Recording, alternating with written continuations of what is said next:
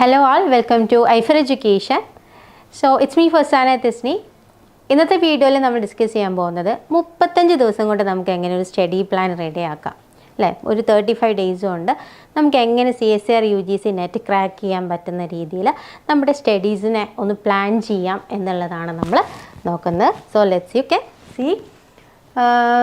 So first of all ആദ്യം തന്നെ CSIRന് നമ്മൾ പ്രിപ്പയർ ചെയ്യുമ്പോൾ ആ ഒരു ആസ്പിരൻറ്റിന് ആദ്യമായിട്ട് വേണ്ട കുറച്ച് കാര്യങ്ങളുണ്ട് അല്ലേ. അപ്പോൾ അതിനുള്ള ടിപ്പുകൾ എന്തൊക്കെയാണെന്ന് നോക്കാം. ആദ്യം നമുക്ക് നമ്മളെ പറ്റിയിട്ട് തന്നെ ഒരു സെൽഫ് കോൺഫിഡൻസ് വേണം അല്ലേ. എനിക്ക് എന്തായാലും ഇപ്രാവശ്യത്തെ CSIR ക്വാളിഫൈഡ് ആവണം, അങ്ങനെ ഒരു സെൽഫ് കോൺഫിഡൻസ് ഡെഫിനറ്റ്ലി നമുക്ക് വേണം. അതുപോലെ തന്നെ വാരി വലിച്ച് കംപ്ലീറ്റ് സിലബസും നമുക്കറിയാം CSIR UGC നെറ്റിന് വളരെ വൈഡായിട്ടുള്ളൊരു സിലബസ് ആണുള്ളത്. സോ അത് വാരി വലിച്ച് പഠിക്കാറുണ്ട്. എവിടെ നിന്നൊക്കെയാണ് ക്വസ്റ്റ്യൻസ് വന്നിട്ടുള്ളത്, മുന്നത്തെ PYQസും മറ്റൊക്കെ നോക്കി ആ ഒരു സെലക്റ്റീവായിട്ടുള്ള ഒരു സ്റ്റഡി സിസ്റ്റം എന്ന് പറയുന്നത് in case of CSIR it's very important. കാരണം നമുക്കറിയാം ലൈഫ് സയൻസ് എന്ന് പറയുന്ന വലിയൊരു മേഖലയാണ് അല്ലെ, വലിയൊരു ബ്രാഞ്ചാണ്. അതിൻ്റെ ഒരുപാട് സബ് ടോപ്പിക്സ് റിലേറ്റ് ചെയ്തിട്ടുള്ള ക്വസ്റ്റ്യൻസുകളാണ് CSIR ചോദിക്കാറുള്ളത്. അപ്പോൾ ഇതിൽ സെലക്റ്റീവായിട്ട് പഠിക്കുക എന്നുള്ളത് വളരെ ഇമ്പോർട്ടൻ്റ് ആയിട്ടുള്ളൊരു ഫാക്ടറാണ്. നമുക്ക് ക്വാളിഫൈ ചെയ്യാവുന്നതിലെ ഒരു വലിയ ടിപ്പും കൂടിയാണ് സെലക്റ്റീവ് സ്റ്റഡി എന്ന് പറയുന്നത്. And secondly you want to build up the concept അല്ലേ. നമുക്കറിയാം ബയോകെമിസ്ട്രി, മോളിക്കുലർ ബയോളജി, ജെനറ്റിക്സ്, അതുപോലെ methods in biology, applied biology തുടങ്ങി ഒരുപാട് ഫീൽഡ് വരുന്ന ഒരു ടോപ്പിക്കാണ് ലൈഫ് സയൻസ് എന്ന് പറയുന്നത്. സോ ഇതിൽ എല്ലാത്തിലും സ്പെസിഫിക് ആയിട്ടുള്ള ബേസിക് കൺസെപ്റ്റുകൾ ഉണ്ടായിരിക്കും. അപ്പോൾ ആ ഒരു കൺസെപ്റ്റുകൾ നമ്മൾ എന്ത് ചെയ്യണം, ആദ്യമേ ബിൽഡപ്പ് ചെയ്യുക. വളരെ ഇമ്പോർട്ടൻ്റ് ആയിട്ടുള്ളൊരു കാര്യമാണ്. കാരണം നമുക്ക് പാർട്ടിലൊക്കെ വരുന്ന ക്വസ്റ്റ്യൻസ് നമ്മൾ ബൈ ഹാർട്ട് ചെയ്തതുകൊണ്ട് ഒരിക്കലും നമുക്ക് കിട്ടാൻ പോണില്ല അല്ലേ. നമുക്കറിയാം കുറച്ചൊക്കെ സ്റ്റേറ്റ്മെൻറ്റ് വൈസ് ആയിട്ടുള്ള ക്വസ്റ്റ്യൻസ് വരാറുണ്ട്. അങ്ങനെയുള്ളത് നമുക്ക് എന്ത് ചെയ്യാം, നമ്മൾ പഠിച്ച ആ ഒരു നമ്മുടെ ഒരു ബൈ ഹാർട്ടിങ് കപ്പാസിറ്റി യൂസ് ചെയ്തിട്ട് നമുക്ക് അറ്റൻഡ് ചെയ്യാം. പാർട്ട് സിയിൽ ചോദിക്കുന്ന 75 ചോദ്യങ്ങളിൽ ഒരു 10 15 ഒക്കെയാണ് മിനിമം എന്ത് ചെയ്യുക, അല്ലെങ്കിൽ മാക്സിമം 10 to 15 ക്വസ്റ്റ്യൻസ് ആണ് എന്തായിട്ട് വരുള്ളൂ, നമ്മുടെ മെമ്മറി ബേസ്ഡ് ആയിട്ട്. ഓൾമോസ്റ്റ് പാർട്ട് ബി എല്ലാം തന്നെ മെമ്മറി ബേസ്ഡ് ക്വസ്റ്റ്യൻ ആണ്. അതുപോലെ പാർട്ട് സിയിൽ ഒരു 10 അല്ലെങ്കിൽ ഒരു 10-ന് താഴെ വരുന്ന ചോദ്യങ്ങൾ കുറച്ചൊക്കെ നമ്മുടെ മെമ്മറി ബേസ്ഡ് ആയിട്ടും വരാറുണ്ട്. ബട്ട് പാർട്ട് സിയിലെ മോസ്റ്റ് ഓഫ് ദ ക്വസ്റ്റ്യൻസും നമ്മൾ കൺസെപ്റ്റ് മനസ്സിലാക്കി ആ കൺസെപ്റ്റും ലോജിക്കും യൂസ് ചെയ്ത് അത് ആ ക്വസ്റ്റ്യനിലേക്ക് അപ്ലൈ ചെയ്യുമ്പോഴാണ് നമുക്ക് എന്ത് ചെയ്യാൻ പറ്റുക, പാർട്ട് സിയിലെ ക്വസ്റ്റ്യൻസ് അറ്റൻഡ് ചെയ്യാൻ പറ്റുക. അപ്പോൾ ബിൽഡ് കൺസെപ്റ്റ് എന്ന് പറയുന്നത് വളരെ ഇമ്പോർട്ടൻ്റ് ആയിട്ടുള്ളൊരു കാര്യമാണ്. At last we have to definitely solve the previous year questions. Minimum ഒരു 5 വർഷത്തെ ക്വസ്റ്റ്യൻ പേപ്പേഴ്സ് എങ്കിലും നമ്മൾ CSIR എക്സാം എഴുതുന്നതിൻ്റെ മുന്നേ ആയിട്ട് നമ്മൾ സോൾവ് ചെയ്യണം. We want to try to solve self, സ്വന്തമായിട്ട് സോൾവ് ചെയ്യാനായിട്ട് ശ്രമിക്കുക. അതിനുശേഷം എന്താണ് കറക്റ്റ് ആൻസർ എന്നും അതിൻ്റെ എക്സ്പ്ലനേഷനും നമ്മൾ കാണാനായിട്ട് ശ്രമിക്കണം. അപ്പോൾ ഈ ഒരു 4 കാര്യങ്ങളാണ് ഒരു CSIR സ്റ്റഡി അല്ലെങ്കിൽ നമ്മളൊരു CSIRൻ്റെ പഠനം തുടങ്ങുന്നതിൻ്റെ കുറച്ച് മുന്നേ നമ്മൾ ചെയ്യേണ്ട കാര്യങ്ങൾ. നമ്മുടെ മനസ്സിൽ നമ്മൾ ഉറപ്പിക്കേണ്ട 3-4 കാര്യങ്ങളാണിത്. നമ്മൾ ഹൈലി കോൺഫിഡൻസ് ചെയ്യുക, I can qualify the CSIR. അതുതന്നെയാണ്, എനിക്ക് CSIR ക്വാളിഫൈ ചെയ്യാൻ പറ്റും, JRF എനിക്ക് ക്വാളിഫൈ ചെയ്യാൻ പറ്റുമെന്ന ആ ഒരു ആത്മവിശ്വാസത്തോടു കൂടിയിട്ടായിരിക്കണം നമ്മൾ എക്സാമിന് വേണ്ടിയിട്ട് പ്രിപ്പയർ ചെയ്യേണ്ടത്. That's very important factor. Okay, so let's we move to the focused area അല്ലേ. നമ്മൾ സെക്കൻഡ്ലി പറഞ്ഞു രണ്ടാമത്തെ കാര്യം സെലക്റ്റീവായിട്ട് പഠിക്കുക എന്നുള്ളത്. അപ്പോൾ ഇന്നത്തെ നമ്മുടെ ഒരു സ്റ്റഡി പ്ലാനിൽ നമ്മൾ 5 യൂണിറ്റ്സ് ആണ് ഫോക്കസ് ചെയ്യാൻ പോകുന്നത് കേട്ടോ. 5 യൂണിറ്റ്സ് എന്ന് പറഞ്ഞു കഴിഞ്ഞാൽ ഈ CBT മോഡ് ഓഫ് എക്സാം തുടങ്ങിയതിന് ശേഷം സത്യം പറഞ്ഞാൽ 2019 ജൂണിന് ശേഷം, അതായത് 2019 ഡിസംബറിലാണ് CSIR CBT മോഡ് ഓഫ് എക്സാമിലേക്ക് വരുന്നത് ആക്ച്വലി. അപ്പോൾ 2019 ജൂൺ എക്സാമും 2019 ഡിസംബർ എക്സാമും നമ്മൾ നോക്കിക്കഴിഞ്ഞാൽ ഇവർ ചോദിച്ചിട്ടുള്ള ഏരിയ, അതുപോലെ തന്നെ ക്വസ്റ്റ്യൻ്റെ പാറ്റേണും ഒരുപാട് വ്യത്യാസമുണ്ട്. CBT മോഡ് തുടങ്ങിയതിന് ശേഷം, CBT മോഡ് ഓഫ് എക്സാം തുടങ്ങിയതിന് ശേഷം അവരുടെ ചോദ്യങ്ങളും അല്ലെങ്കിൽ ചോദ്യം ചോദിക്കുന്ന രീതി, പാറ്റേൺ, ചോദിക്കുന്ന ഏരിയകളൊക്കെ കുറച്ചും കൂടിയും എക്സ്പാൻഡഡ് ആണ്. OMRലേക്ക് വന്നിരുന്നപ്പോൾ ഒരു സ്പെസിഫിക് ആയിട്ടുള്ള ഏരിയകൾ മാത്രമായിരുന്നു, ആ ഏരിയ മാത്രമാണെന്നുള്ള രീതിയിലാണ് അവർ ചോദിച്ചിട്ടുണ്ടായിരുന്നത്. പക്ഷേ ആ ഏരിയ ഒരുപാട് മാറ്റിയിട്ട് ആണ് ഇപ്പോഴും ചോദിക്കുന്നത്. അല്ലെങ്കിൽ അവർ ചോദിക്കുന്ന ക്വസ്റ്റ്യൻ്റെ പാറ്റേൺ ഒരുപാട് വ്യത്യാസമാണ്. ഈവൻ ഹൈലി അപ്ലൈഡ് ലെവലിൽ ഉള്ള ക്വസ്റ്റ്യൻസുകളാണ്. ഒരു സിമ്പിൾ ടോപ്പിക് ആണെങ്കിൽ കൂടെ അതിൻ്റെ അപ്ലൈഡ് ലെവൽ ക്വസ്റ്റ്യൻസുകളാണ് ഓൾമോസ്റ്റ് എന്ത് ചെയ്യുന്നത് വരുന്നത്. പക്ഷേ ഈ 5 വർഷം, അതായത് 2019 ഡിസംബർ മുതൽ 2023 ഡിസംബർ വരെ ചോദിച്ചിട്ടുള്ള ഒരു 10 ക്വസ്റ്റ്യൻ പേപ്പേഴ്സ് നമ്മൾ സെർച്ച് ചെയ്ത് കഴിഞ്ഞാൽ ഓൾമോസ്റ്റ് എന്ത് ചെയ്തിട്ടുണ്ട്, ഒരു 75 to 80% ഏരിയകൾ സ്പെസിഫൈ ചെയ്തിട്ട് തന്നെ ചോദിക്കുന്നുണ്ട്. പക്ഷെ മുന്നത്തേക്കാളും ചോദിക്കാത്ത എന്തൊക്കെയോ ചില പോർഷൻസ് ആഡപ്പ് ചെയ്തിട്ട് തന്നെയാണ് ഇവർ ചോദിക്കുന്നത്. അപ്പോൾ അതിനെ ബേസ് ചെയ്തിട്ട് കൂടുതലും ഈ 5 വർഷത്തോടും അവർ ചോദിച്ചിട്ടുള്ള ക്വസ്റ്റ്യൻ പേപ്പറിനെ ബേസ് ചെയ്തിട്ടാണ് നമ്മളിവിടെ ഒരു 5 യൂണിറ്റ് നമ്മൾ ടാർഗറ്റ് ചെയ്യാം. ഓക്കെ, അപ്പോൾ നമ്മുടെ സ്റ്റഡി പ്ലാനിൽ ഈ 5 യൂണിറ്റ് നമ്മൾ മസ്റ്റായിട്ട് പഠിക്കണം. ഈ 5 യൂണിറ്റിൽ പറഞ്ഞിട്ടുള്ള ടോപ്പിക്സ് നമ്മൾ മസ്റ്റായിട്ട് പഠിക്കണം. ഓക്കെ ആണല്ലോ. അപ്പോൾ നമ്മളിവിടെ ഈ ഒരു 35 ഡേയ്സിൻ്റെ സ്റ്റഡി പ്ലാനിൽ നമ്മൾ 5 യൂണിറ്റുകളെയാണ് എന്ത് ചെയ്യുന്നത്, ഫോക്കസ് ചെയ്യുന്നത്. സോ നമുക്ക് നോക്കാം ഏതൊക്കെയാണ് 5 യൂണിറ്റ് എന്നുള്ളത്. അപ്പോൾ ഈ 5 യൂണിറ്റ് നമ്മൾ ഫോക്കസ് ചെയ്തിട്ട് ആ ഒരു സ്റ്റഡീസ് നമ്മൾ പ്ലാൻ ചെയ്യുമ്പോൾ അതിൽ ഇമ്പോർട്ടൻ്റ് ആയിട്ട് ചെയ്യേണ്ടത്, നമ്മൾ ആ ഒരു 5 യൂണിറ്റിൽ ഹൈലി ഇമ്പോർട്ടൻ്റ് ആയിട്ടുള്ള ഏരിയാസും FAQസും ആണ്. അതായത് ഫ്രീക്വൻ്റ്ലി ആസ്ക്ഡ് ഏരിയാസ് അല്ലേ.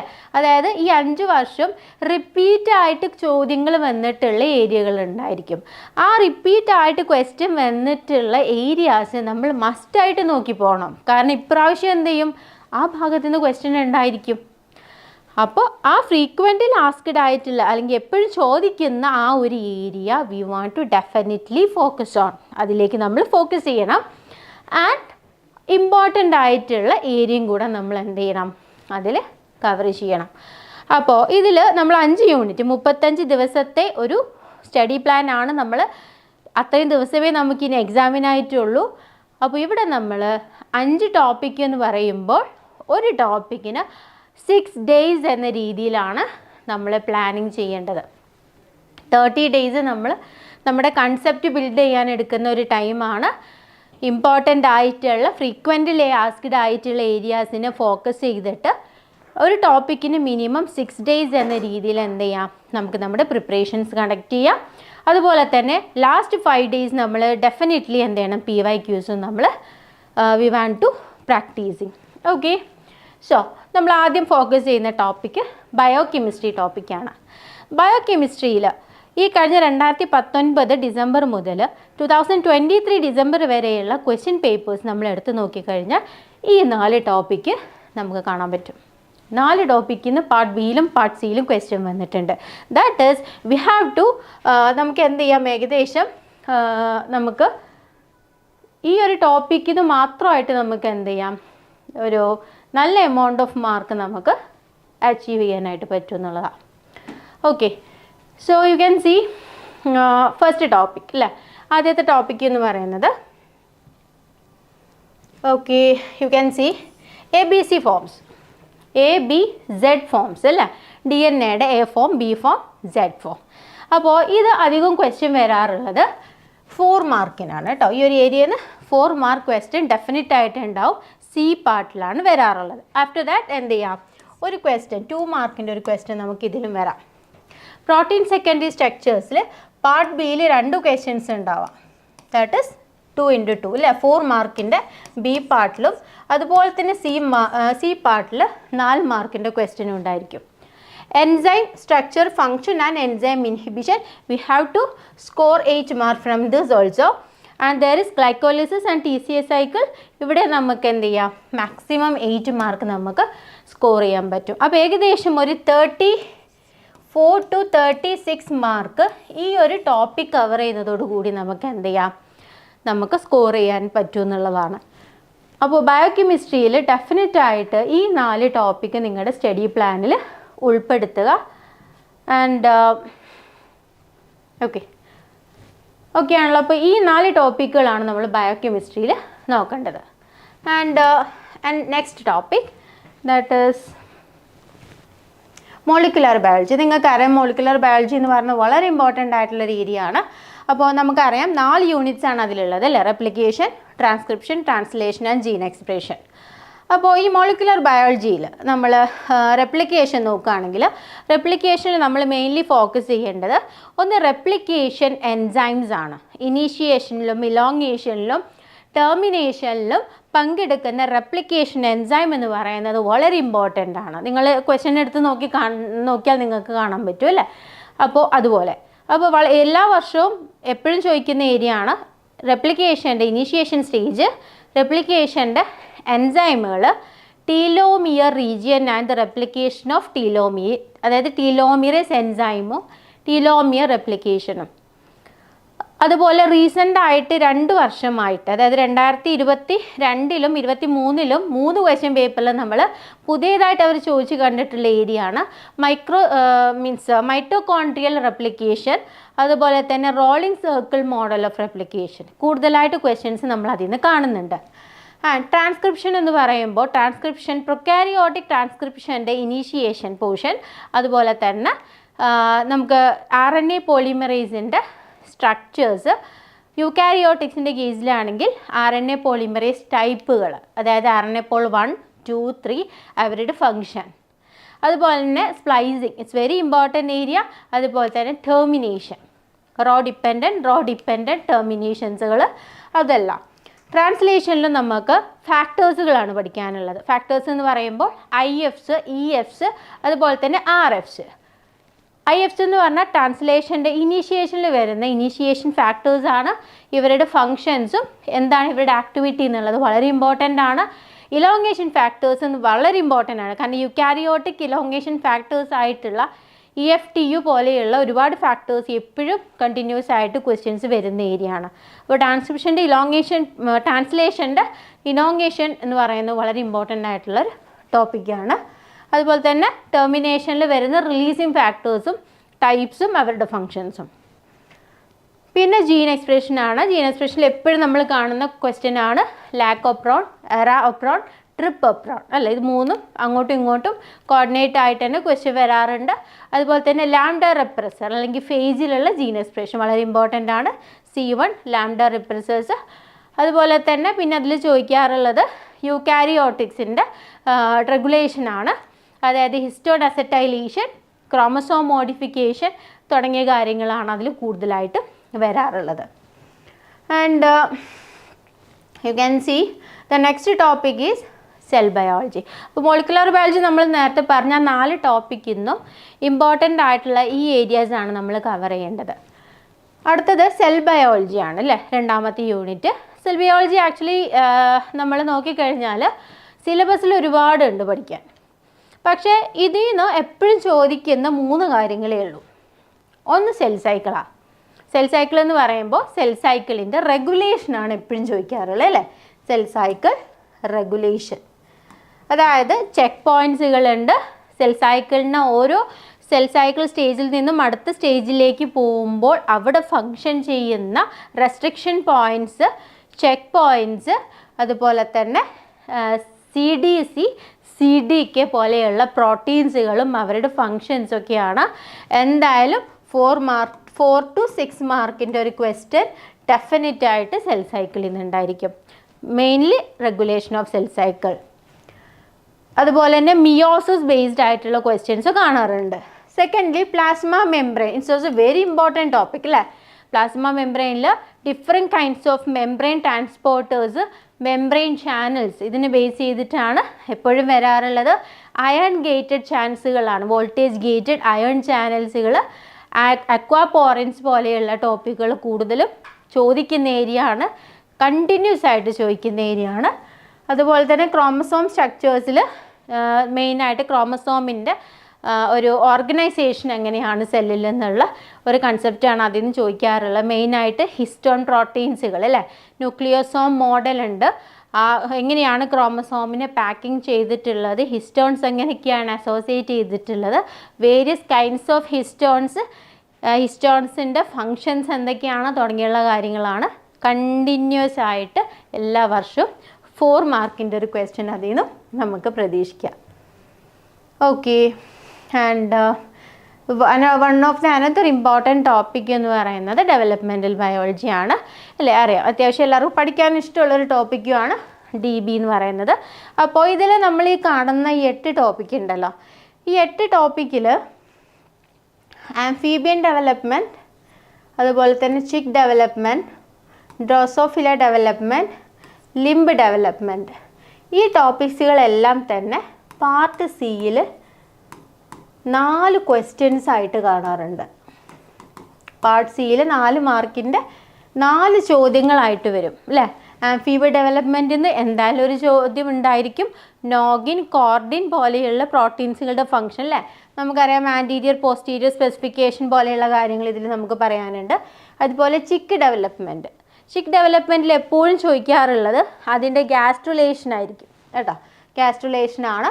ഡ്രോസോഫില ഡെവലപ്മെൻറ്റിൽ അതിലും ആക്സിസ് സ്പെസിഫിക്കേഷനാണ്. ഒന്നുകിൽ ഡോർസൽ വെൻട്രൽ സ്പെസിഫിക്കേഷൻ, അതുപോലെ ആൻറ്റീരിയർ പോസ്റ്റീരിയർ സ്പെസിഫിക്കേഷൻ. ആ സ്പെസിഫിക്കേഷനിൽ പങ്കെടുക്കുന്ന പ്രോട്ടീൻസുകൾ, മെറ്റേണൽ ജീൻസുകൾ, pair rule gene, segmentation gene പോലെയുള്ള കാര്യങ്ങളാണ് ഇതിൽ നിന്ന് വരിക. ഡെഫിനറ്റാണ്, ഒരു 4 മാർക്കിൻ്റെ ക്വസ്റ്റ്യൻ ഉറപ്പായിരിക്കും. സ്പെസിഫിക്കേഷൻ, ഇൻഡക്ഷൻ, ഡിറ്റർമിനൻസ്, ഈ 3 കൺസെപ്റ്റും 2 മാർക്കിൻ്റെ അതായത് പാർട്ട് ബിയിൽ ഡെഫിനറ്റായിട്ട് വരുന്ന ക്വസ്റ്റ്യൻസ് ആണ്. അപ്പോൾ ഈ 3 ടോപ്പിക്സ് അതായത് സ്പെസിഫിക്കേഷൻ, ഇൻഡക്ഷൻ, ഡിറ്റർമിനൻസ്, അതിൽ ഇൻഡക്ഷനിൽ എപ്പോഴും ചോദിക്കുന്ന ഏരിയ വേർട്ടിബ്രേറ്റ് ടൈ ഫോർമേഷനാണ്. Vertebrate eye formation, vulva formation, vulval induction എന്ന് പറയാറുണ്ട് നമ്മൾ, വൾവ ഫോർമേഷൻ. അപ്പോൾ വൾവൽ ഫോർമേഷനും അതുപോലെ തന്നെ eye induction, vertebrate eye induction എന്ന് പറയുന്നത് വളരെ ഇമ്പോർട്ടൻ്റ് ആണ്. പിന്നെ ഇൻഡക്ഷൻ എന്ന് പറഞ്ഞ ആ ഒരു ടോപ്പിക്കിൻ്റെ ബേസിക് കൺസെപ്റ്റ് വെച്ചുകൊണ്ട് പാർട്ട് 2 ക്വസ്റ്റ്യൻസ് കാണാറുണ്ട്. And like that specification and determinants അല്ലേ, ഇത് അധികവും ചോദിക്കാറുള്ളത് കൺസെപ്റ്റ് ബേസ്ഡ് ക്വസ്റ്റ്യൻസ്, അതായത് പാർട്ട് സിയിൽ കൂടുതൽ കാണുന്ന ചോദ്യങ്ങൾ ഇതിലാണ്. സിയിൽ മാത്രമല്ല പാർട്ട് ബിയിലും കൂടെ കൺസെപ്ച്വൽ ബേസ്ഡ് ആയിട്ട് വരുന്ന ഏരിയ ആണ് ഈ ഒരു സ്പെസിഫിക്കേഷനിലും ആൻഡ് ഡിറ്റർമിനൻസിലും. അധികവും ഒരു സ്പെസിഫിക് ആയിട്ടുള്ള സെൽ കൾച്ചർ വെച്ചിട്ടാണ് ഇതിൽ നിന്ന് ചോദിക്കാറുള്ളത് അല്ലേ?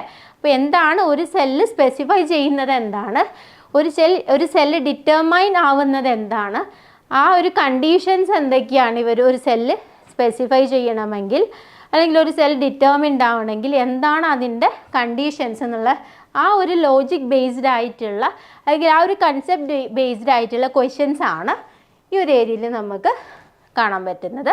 പിന്നെ ലിംബ് ഡെവലപ്മെൻറ്റ് നിങ്ങൾക്കറിയാമല്ലോ, ലിംബ് ഡെവലപ്മെൻറ്റ് മെയിനായിട്ട് വരിക എന്തൊക്കെയാണ്, നമ്മുടെ കാലുകളുടെയും കൈകളുടെയും ഫോർമേഷനാണ് അല്ലേ? ടെട്രാപോഡ്സിൻ്റെ കാലുകളുടെയും കൈകളുടെയും ഫോർമേഷനാണ് അതിൽ വരുന്നത്.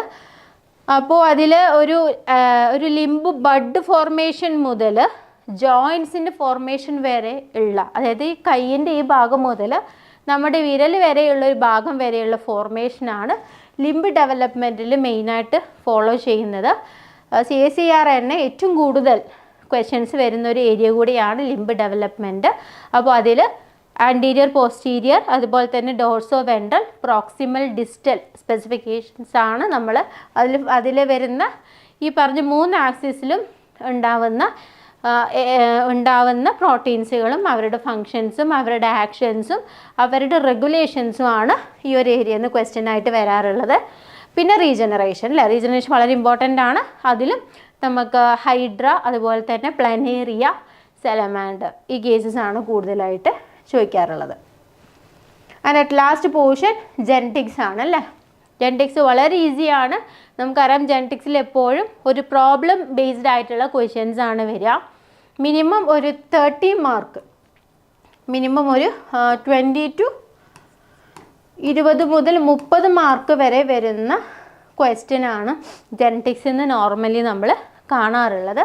അപ്പോൾ മാപ്പിംഗ് എന്ന് പറയുമ്പോൾ നമുക്ക് മെയിനായിട്ട് ജെനറ്റിക്കൽ മാപ്പിംഗ് അല്ലേ, അതായത് 2 point 3 point test cross base ചെയ്തിട്ടുള്ള ജെനറ്റിക് മാപ്പിംഗ് ബേസ് ചെയ്തിട്ട് ക്വസ്റ്റ്യൻസ് വരും അല്ലേ. പ്രോബബിലിറ്റി ബേസ് ചെയ്തിട്ട് ക്വസ്റ്റ്യൻസ് F2, F3, F1 ജനറേഷൻസിനെ കാണാനുള്ള ക്വസ്റ്റ്യൻസുകൾ ഉണ്ടാവും. ആൻഡ് ജനറ്റിക് മോളിക്കുലർ മാർക്കേഴ്സുകൾ, അതായത് AFLP, AFRP പോലെയുള്ള മോളിക്കുലർ മാർക്കേഴ്സ് വെച്ചിട്ട് നടത്തുന്ന ഒരുപാട് റിസർച്ചേഴ്സ് അല്ലേ, അതിനെ ബേസ് ചെയ്തിട്ടുള്ള ഒരുപാട് ക്വസ്റ്റ്യൻസ് കാണാറുണ്ട്.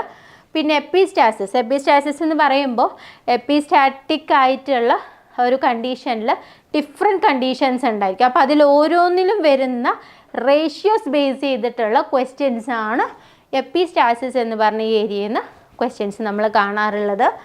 And structural aberration is one of the important. Part സിയിൽ ഏകദേശം 2 ക്വസ്റ്റ്യൻസ്, അതായത് 8 മാർക്കിന് ഇതിന്ന് മാത്രം എന്ത് ചെയ്യും, സ്ട്രക്ചറൽ അബറേഷൻസിൽ നിന്ന് ക്വസ്റ്റ്യൻസ് കാണാറുണ്ട്.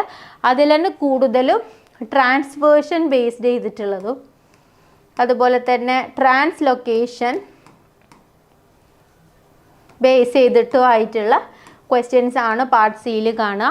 ഡിലീഷന്, ഇൻവേർഷൻ, ഇൻസേർഷൻ പോലെയുള്ള അബറേഷൻസ് നമ്മൾ പാർട്ട് ബിയിലാണ് കൂടുതൽ മെമ്മറി ബേസ്ഡ് ആയിട്ടുള്ള ക്വസ്റ്റ്യൻസ് ആണ് കാണാറുള്ളത്. അപ്പോൾ ഇതിൽ പിക്ചോറിയൽ റെപ്രസെൻറ്റേഷൻ തന്നിട്ടുണ്ടാവും, എങ്ങനെയാണ് ട്രാൻസ്ലൊക്കേഷൻ നടന്നിട്ടുള്ളത് എന്നുള്ളത്. അതിനെ ബേസ് ചെയ്തിട്ടുള്ള ക്വസ്റ്റ്യൻസ് ആയിരിക്കും പാർട്ട് സിയിൽ വരിക. അപ്പോൾ ഇത്രയും ടോപ്പിക്കുകളാണ് നമ്മൾ CSIR അതിന് വേണ്ടിയിട്ട് പ്ലാൻ ചെയ്യുമ്പോൾ നമ്മൾ ഈ പറഞ്ഞ ടോപ്പിക്കുകളിൽ, ഞാൻ ഈ പറഞ്ഞിട്ടുള്ള 5 യൂണിറ്റ്സിലെ ഈ ടോപ്പിക്കുകൾ ഒരിക്കലും നിങ്ങൾ മിസ്സാക്കരുത്. ആ മിസ്സാക്കാത്ത രീതിയിൽ തന്നെ പ്രിപ്പയർ ചെയ്യുക. അപ്പോൾ ഒരു ടോപ്പിക്കിന് 6 ഡേയ്സ് എന്ന രീതിയിലാണ് നിങ്ങൾ പ്രൊവൈഡ് ചെയ്യേണ്ടത്. അങ്ങനെ 30 ദിവസം നിങ്ങൾക്ക് എന്ത് ചെയ്യാം, ഈ ഒരു ടോപ്പിക്സുകൾ നിങ്ങൾക്ക് കവർ ചെയ്യാം. ആൻഡ് ആഫ്റ്റർ ദാറ്റ് എന്ത് ചെയ്യാം, നിങ്ങൾക്ക് 2020 മുതൽ 2023 വരെയുള്ള ഓൾമോസ്റ്റ് 10 പ്രീവിയസ് ഇയർ ക്വസ്റ്റ്യൻസ് ഉണ്ടായിരിക്കും. ആ 10 പ്രീവിയസ് ഇയർ ക്വസ്റ്റ്യൻസ് നിങ്ങൾക്ക് എന്ത് ചെയ്യാൻ പറ്റും, സോൾവ് ചെയ്യാം. നിങ്ങൾ പഠിച്ചിട്ടുള്ള ഈ 5 യൂണിറ്റ്സിൽ നിന്നും വന്നിട്ടുള്ള ക്വസ്റ്റ്യൻസ് നിങ്ങൾക്ക് സോൾവ് ചെയ്യാൻ പറ്റുന്നുണ്ടെങ്കിൽ, ആഫ്റ്റർ ഓൾ ഒരു 70 to 80% ക്വസ്റ്റ്യൻസ് നിങ്ങൾക്ക് സോൾവ് ചെയ്യാൻ പറ്റുന്നുണ്ടെങ്കിൽ, നിങ്ങൾ നിങ്ങളുടെ എക്സാമിനെ കുറിച്ചിട്ട് ബോധേഡ് ആവേണ്ട ഒരു കാര്യവുമില്ല, പാനിക് ആവേണ്ട ആവശ്യമില്ല. ഡെഫിനറ്റ്ലി വിത്ത് ഫുൾ കോൺഫിഡൻസ് നിങ്ങൾക്ക് എന്ത് ചെയ്യാം, നിങ്ങളുടെ എക്സാം അറ്റൻഡ് ചെയ്യാം. സോ നല്ല രീതിയിലുള്ള ക്ലാസ്സുകളും ലൈവ് സെഷൻസും ക്ലാസ്സുകളും മെറ്റീരിയൽസും അതുപോലെ തന്നെ ഡിഫറെൻറ്റ് കൈൻഡ്സ് ഓഫ് ടെസ്റ്റുകളൊക്കെ പ്രൊവൈഡ് ചെയ്യുന്ന ഐഫറിൻ്റെ ഫീച്ചേർഡ് ആപ്പിലേക്ക് നിങ്ങൾക്ക് എന്ത് ചെയ്യാം, ആക്സസ് കിട്ടാനായിട്ട്, അല്ലെങ്കിൽ നമ്മുടെ ഐഫറിൻ്റെ CSIR UGC നെറ്റ് വിങ്ങിനെ കുറിച്ചിട്ട് അറിയുവാനും നമ്മുടെ കമ്മ്യൂണിറ്റി ഗ്രൂപ്പിൻ്റെ ലിങ്ക് നമ്മുടെ ഡിസ്ക്രിപ്ഷനിൽ ആഡ് ചെയ്തിട്ടുണ്ട്. അതിലേക്ക് ജോയിൻ ചെയ്യുക. ആഫ്റ്റർ ഓൾ മോർ ഇൻഫർമേഷൻ അതിലേക്ക് നിങ്ങൾ കോൺടാക്റ്റ് ചെയ്യുക. Thank you. It's me Farsana Tasni.